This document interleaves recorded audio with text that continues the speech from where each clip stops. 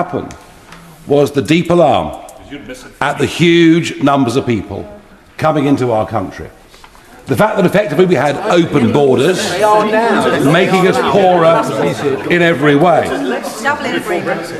Now, of course, our membership of the European Council, of the European Convention, and then its writing into British law in 1998 kind of enshrined this, and it's what I think Tony Blair wanted us to do. Now, I believe that Brexit cannot be complete, all the while we're subject to a foreign court and frankly, a piece of legislation brought in by the Blair government upon which judges can choose their own political interpretation.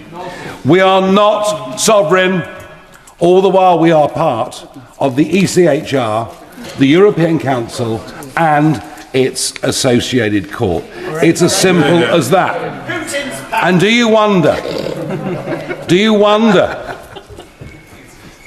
it's marvellous to see the intellectual levels of debate in this place, it really is. Do you wonder that out in the country there is growing frustration? Order. Can I remind members that the honourable gentleman has a 10-minute rule bill in front of this House and should be listened to without interruption. Nigel Farage. Thank you, Madam Deputy Speaker. I was talking about fear. Growing. Nigel Farage's latest remarks in Parliament return to a familiar populist theme: the portrayal of immigration and European institutions as existential threats to British sovereignty.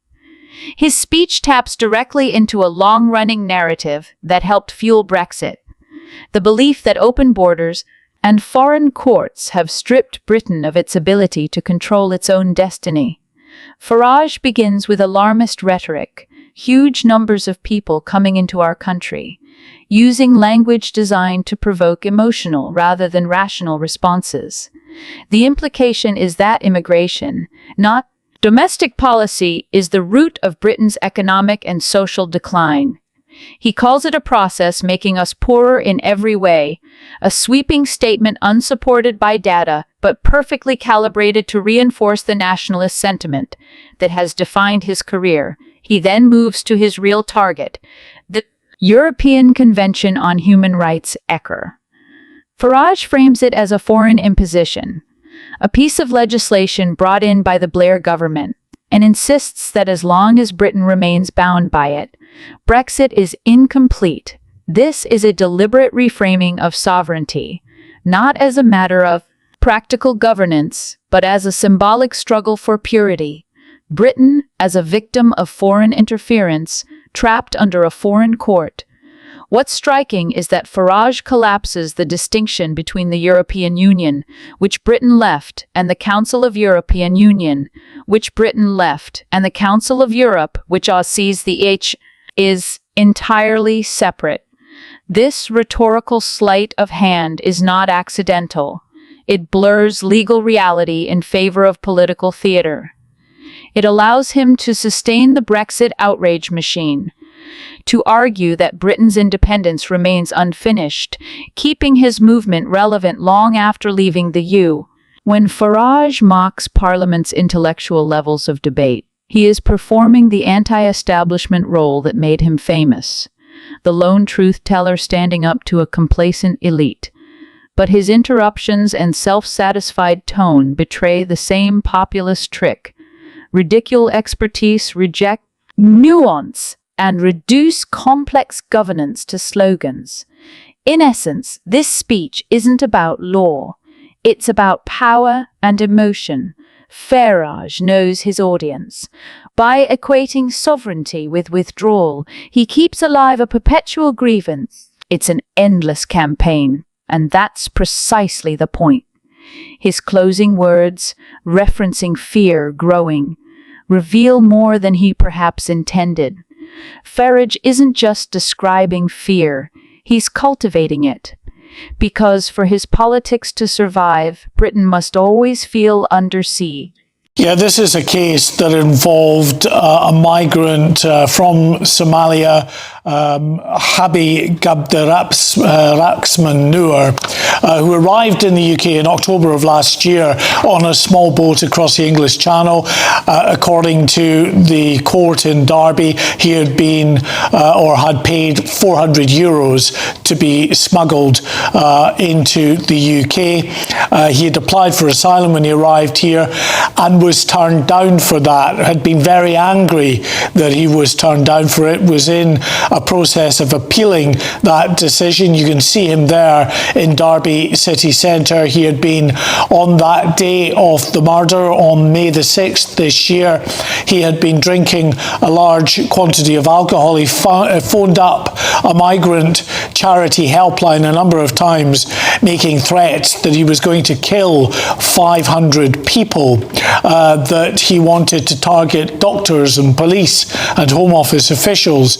Well, in the end, he didn't kill any of those, but he went to a branch of the Lloyds Bank in Derby city centre, where in the queue waiting to be served was Govinder Singh Johal, a local man in Derby who went by the name of Danny to his friends.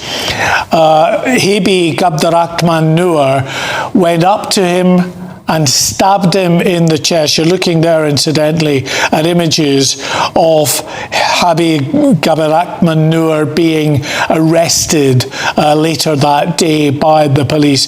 He went up to this young man and stabbed him in the chest before just calmly walking out of that branch of Lloyds Bank. The ambulance was later called to his home address because, of course, he had Martin been calling this charity helpline. They'd been concerned about his mental health and had contacted the police. The police passed it on to the ambulance. When the ambulance arrived at his home address, it was after the fact, after the murder. So Derbyshire Police have referred themselves to the policing watchdog. We can also reveal, as if this wasn't shocking enough, that this Somali migrant, before even entering the UK, had been involved in a string of crimes involving robberies and assaults in 4 separate European countries before he even arrived on these shores. And actually, before this murder, he had also been involved in assaults in this country, racially aggravated assaults, where he was screaming racist to individuals. I just want to finish by giving you a statement from Govinder Singh Johal's family, who say, Martin, every morning we wake up with a flicker of hope, expecting to hear his footsteps on the stairs, ready for work, ready for breakfast and a chat. But there is only silence, a silence that screams his absence. The future now feels like a life sentence of grief. That the family of Govinder Singh Johal. You know, Mark, it's just heartbreaking to hear that. You know, after what happened yesterday, and now this. You know, Govinder Singh Johal, father of 3. You know, his kids won't ever see him again. Hard-working fella, paying cash into the bank, business owner. That's it. It's game over. It's just so hard to take all this news at the moment. I wonder if anybody else out there feels like this. It's just really, really completely overwhelming what's happening on our streets. Mark White, thank you. Moving on.